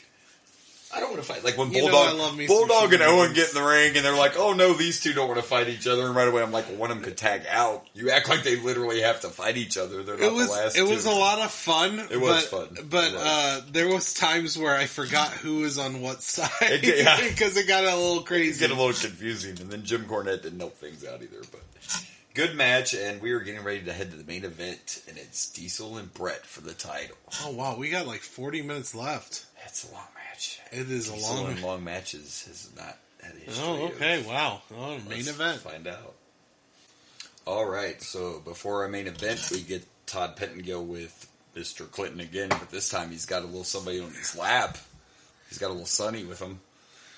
I mean, I would like to be the president at that point. He said something about, I think you'd do well in several positions in the office. I agree. I mean, hey. I don't disagree with that. Stop by the Oval Office and let's have a talk. And see yeah. I wouldn't argue that. So, our main event is Diesel and Bret Hart for the title in a no DQ match. This is the third match they've had within this year. And it's the squash match, as we called it back in the day. And man, it was hard hitting, like right off the rip. First of all, Diesel gets in the ring and fucking takes the turnbuckle off in the corner, like, fuck this bad. So Bret's like, I could do that too. But dude, right away, like, Diesel dominated early. But it was definitely hard hitting. It was good storytelling, like always. Bret started working on the leg at a later point in the match, and even tied Diesel up with a fucking mic cable. Like, it was funny that I think Bret did some more heelish shit. They were both faces. Bret did a little more heelish stuff. It's a no DQ match, but the fans were all behind Bret. Like, you could see. Clearly. Yeah, I mean, at first when they came out, sure, they cheered both, but the fans were definitely behind Bret. There was a spot where Diesel went to get a chair. I guess I bought it back then, but he goes and gets a chair, and it's a souvenir chair, and he hits Bret with the fucking cushion side. Like, come on. And bless you for selling it, Bret, but I'm not saying it didn't hurt at all, but come on, it was the cushion side. Right. And it was a souvenir chair, so you should find Diesel anyway. It's the type of chair that we used when we were kids, because we didn't actually want to hurt each other. And we didn't know how to do it properly. So we grabbed the cushion chair just for looks. Yeah, could you imagine the whole key to chair shots is you have to nail them right. Right. So you don't kill an individual or, bust them wide open. Of course. So. But, yeah, overall, this was a very good match, very good storytelling. Bret was up on the apron. Diesel fucking pushed him off, and Bret went through the Spanish announce table, baby. Which we know becomes a cliche. Listen, we had to record later tonight. We're both getting a little, a cliche. Ooh. But this is the first time that the Spanish announce table was broken. Oh, my. Yeah. But we know later on, it's like always the fucking, you're just like, oh shit, there's a Spanish announce table, someone's going through that shit. Right. But a little history for you. Would you like to know who the first person was that went through a table in the WWE? It was in 1988, and Harley Race was put through a table. That was the first, I guess, going through a table. Huh. WWE. And then actually, you were said you were surprised about him having a face versus a face, but part of this is, and now to me this wasn't really that violent. It was a hard-hitting match, and it was a no DQ. But again, we're after the steroid trial, you got all these parent groups that are like, oh, we can't have violence. Well, first of all, the fucking sponsor's karate fighters. There's enough of that violence on TV, but I'm going to buy my kids some karate fighters. Oh, wait. Boomer. What? Karate is about discipline. Discipline and defense. Yeah. Not violence. Okay. With karate fighters, though. Unless you watched... What I watched? Cobra Kai, and there's a lot of violence with those karates. A lot of karate violence. You got to wax on and wax off. That's where it's pretty great. Yeah, I don't want to say I haven't watched it, but I haven't. Don't judge me. I just watched it. I watched it shortly after it finally got on Netflix. I mean, everybody talks good about it. I just haven't. It's fantastic. I got so much stuff on my list. I watched the little clip when they had, because they sung Judas on there in the one scene. I know. I made the TikTok. I saw the TikTok. I watched that season and I was like, that's Judas. You believe it? TikTok Judas. This shit. But yeah, it really is. It's weird because I was never a big Karate Kid fan as a kid. Right. That wasn't something I was super into, but the Cobra Kai show, yeah, it's fantastic. I've heard nothing but good things about it. It's fantastic. For sure. It's great. This was way better than fucking Mabel and Diesel. Low bar. I know it is, right? But again, it's the example of why I don't know why Vince, even from a fan's perspective, I was more excited about this match. Just because your champ's a giant doesn't mean you have to put him against a giant. No. Give us the David and Goliath story. For fuck's sakes, we want people that can put on a match. And Nash is a good wrestler, but you put him in there with the wrong people, it's going to be ugly. Well, I liked it. I liked the fact that Bret knew this was his quote unquote last shot. No rules. I got to do what I got to do to fucking take this guy down. And at the ending, I didn't even hate the ending because I liked it. I have mixed feelings. There are mixed, but the way that they played it out, because Brett gets sent through the table, and there for a minute Diesel hesitates, and I think it was Mr. Perfect that said, I think he had a moment of sympathy. No, I read Diesel's lips. He was like, what the fuck do I got to do? It wasn't a moment of sympathy. It was like, what do I have to do? That was the moment to put this guy down. He was looking at him like, really? How are you fucking moving? And he rolled him back in the ring, and he just took way too long to get back in that ring. Like, way too long. He went for a jackknife, and Brett just fucking rolled him up out of nowhere. Yeah, no. I don't know. Like I said, I have mixed feeling because story-wise, it makes sense. Yes. It makes sense, and it also told the story of, he gets this easy, cheap win with a roll-up. After getting his ass kind of After getting his ass kicked, and it's kind of what turns Diesel full heel. Oh, yeah, because after it's over. Because he just starts beating the shit out of Diesel referees snaps and fucking, stuff. yeah, just he's full. But, so I guess on a story aspect, but this is your main event. It is. This is a championship match, and it turns hands. It was kind of the old possum thing, though. Flip. Like, it's the good old classic lesson of don't take too much time. Like, you thought you had the deal sealed, and you're just strutting back in there.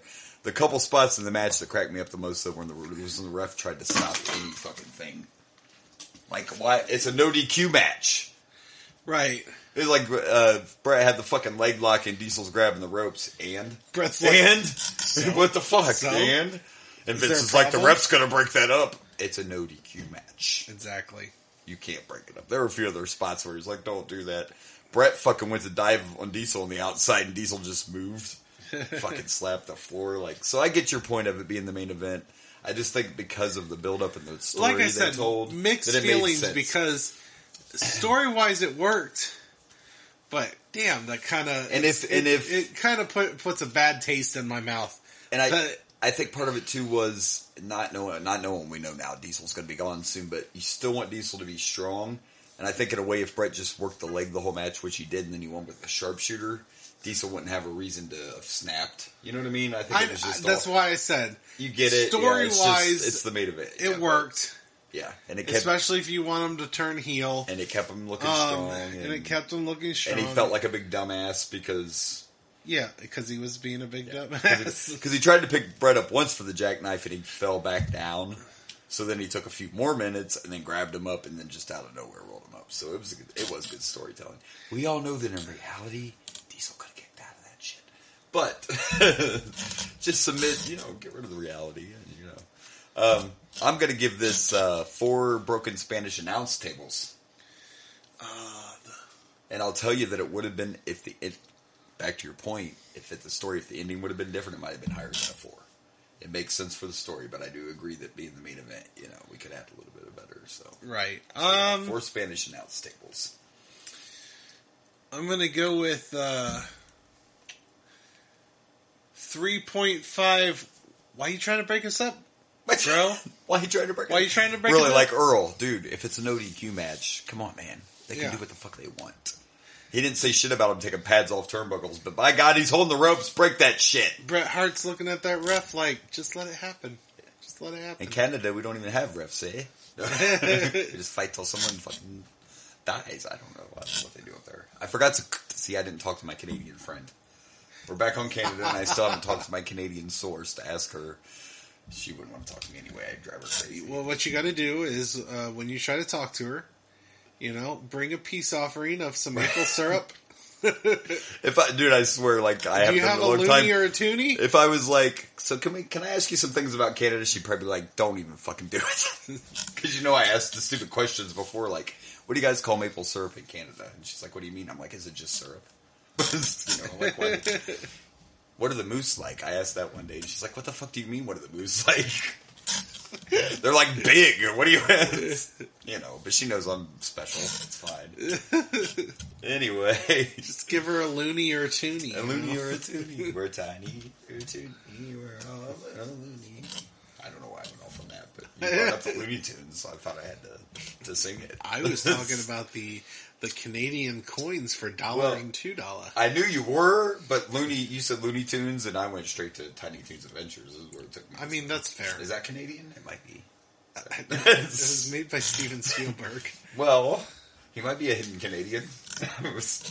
He's not Canadian. I feel like he's not at all. I mean, we do know one thing: we have no audience in Canada anymore. We know that. Like, if we even had one before, they're not there anymore. Our audience is much like South Park's audience with Canada.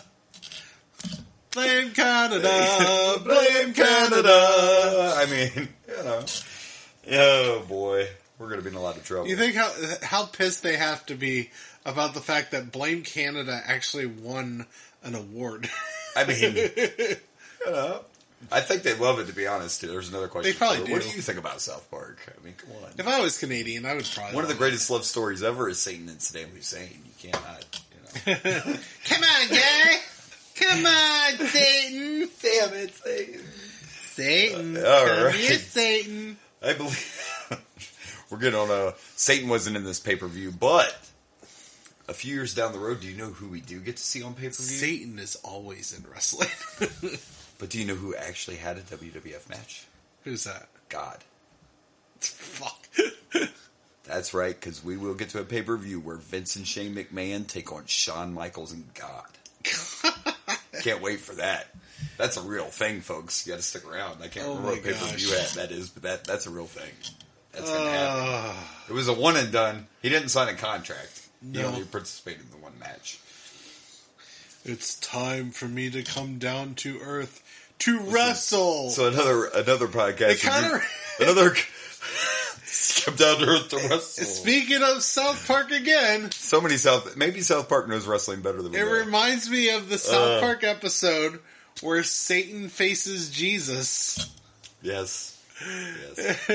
Satan faces Jesus, and then Satan bets on Jesus and wins a bunch of money, and he throws the match. Dude, the shit was on one of the other podcasts I listened to, and I was listening to some of the promos. This is going to be one of those we're going to be like, they shouldn't have done this.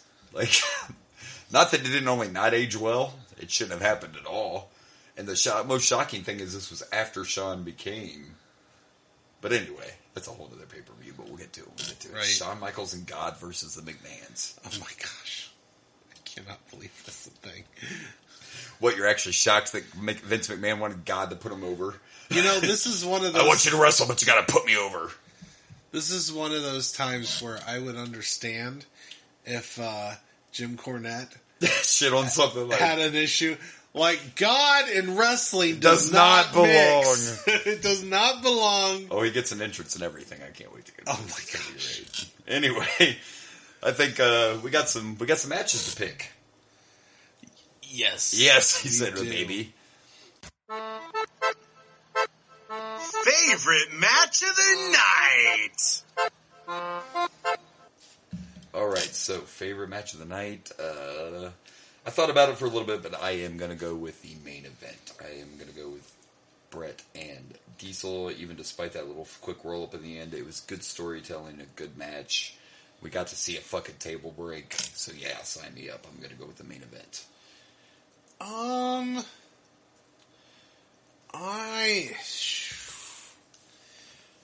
debating. The main event's decent.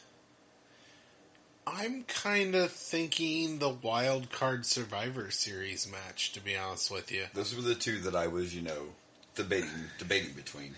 I had a lot more fun with the Wild Card Survivor Series match. It was fun. It was. It's just the main event was a little bit. I just liked some of the hard shots. Big Diesel fans. So, but I can't argue that either. I almost picked the Wild Card match. I will say we didn't mention it, but I will say that Brett doing submission moves is not as cringy as a lot of people seem to be doing these. One thing Brett can do is put a submission on your ass. And he makes it look good. You believe it. And you believe that he's putting pressure. Oh yeah, and Diesel knows how to sell. I have a funny feeling worst match of the night. We might agree on it. I'm like 100% positive we're going to agree on it. Because it's literally possibly the worst match I've ever seen in my entire fucking life.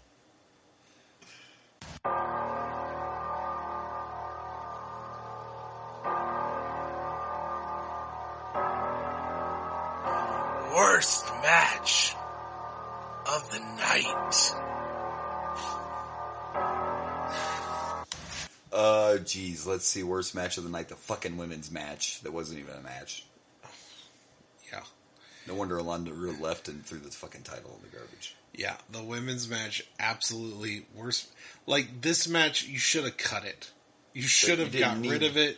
If you wanted the women on there, you could have just had Alondra in a rematch with fucking Bertha or something. Like, why even? Or don't fucking do it, because Alondra wasn't the best part of that match. Yeah. No, Alondra wasn't. Alondra, to that whole match, Alondra acted like she didn't want to be in that fucking thing. And I don't blame her. Well, yeah. Yeah. Nobody knew what to do. It was literally one of the worst matches I've seen in my entire life. You gotta go back and watch this to understand what we're saying. It wasn't boring. It was fucking horrible. It was the timing was bad. Everybody, it was shit. It was like we were watching a different show. I spent maybe a week in wrestling school and could put on a better match than that. Same.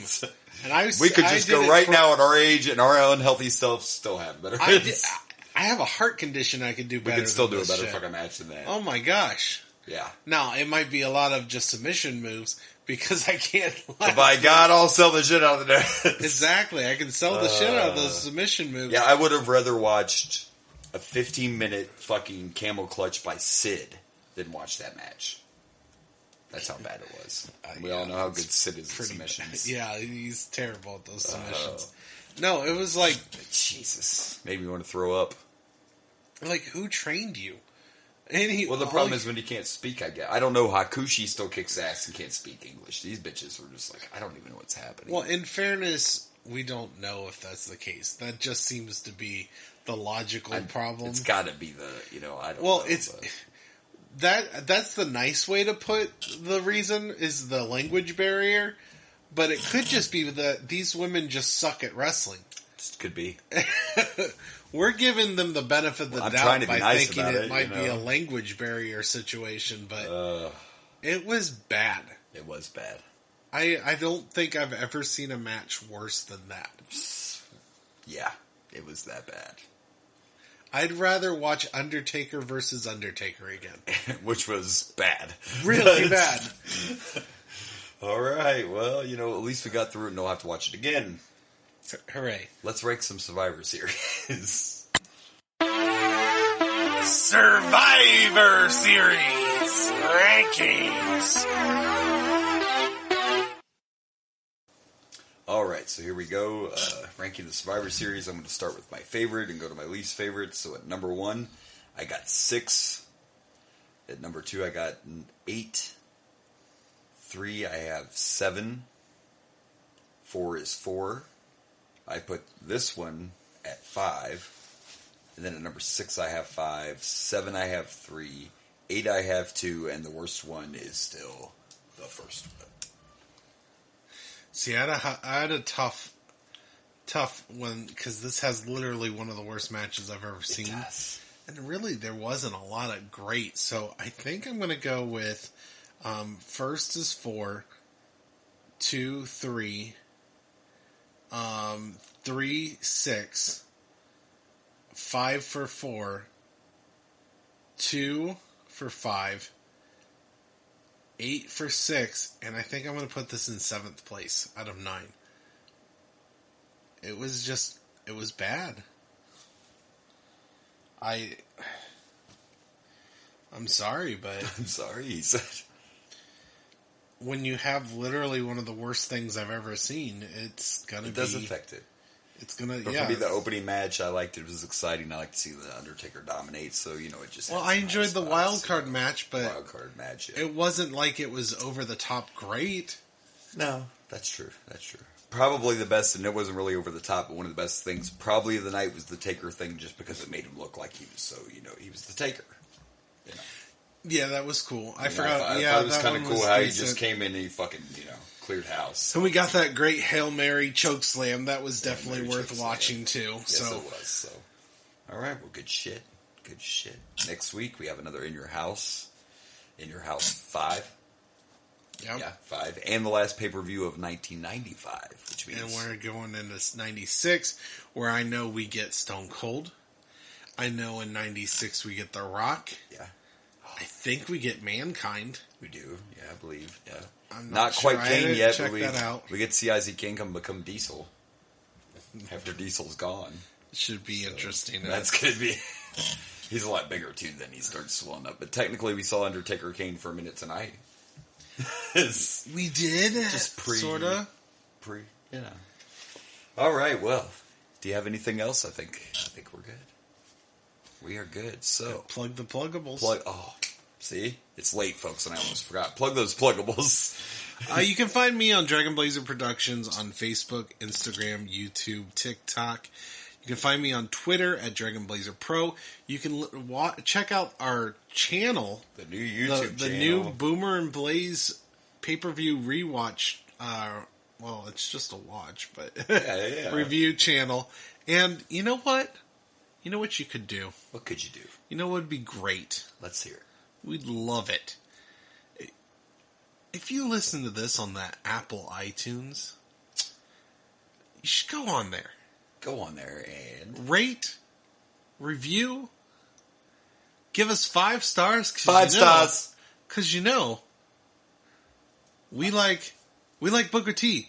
5 stars. 5 stars. 5 stars. 5 stars. 5 stars. Yeah, rank us. Rank us, man. Wherever you listen to your podcasts. Give us those 5 stars. Give us those 5 stars. You can find the show on Facebook, of course, on that great Facebook page, The Boomer and Blaze Show. You can also find us on Instagram and the Twitters at Boomer_Blaze. And now on the TikToks, because I caught up with the modern times. At Boomer and Blaze Show. Yeah, now that TikTok is probably dead. TikTok's dead now. And for you old school people, we also have the email, boomerandblazeshow@gmail.com. So, that's our pluggables, that's our rankings, that's our show for this week. Next week, In Your House 5, and a great debate about Thanksgiving. Until then, this has been the Boomer and Blaze Show. I am Boomer. And I'm Blaze. And good night. Hey everyone, this is Blaze from the Ragin' Blaze and the Boomer and Blaze Show. Thank you for watching. Please like and subscribe for more wrestling content.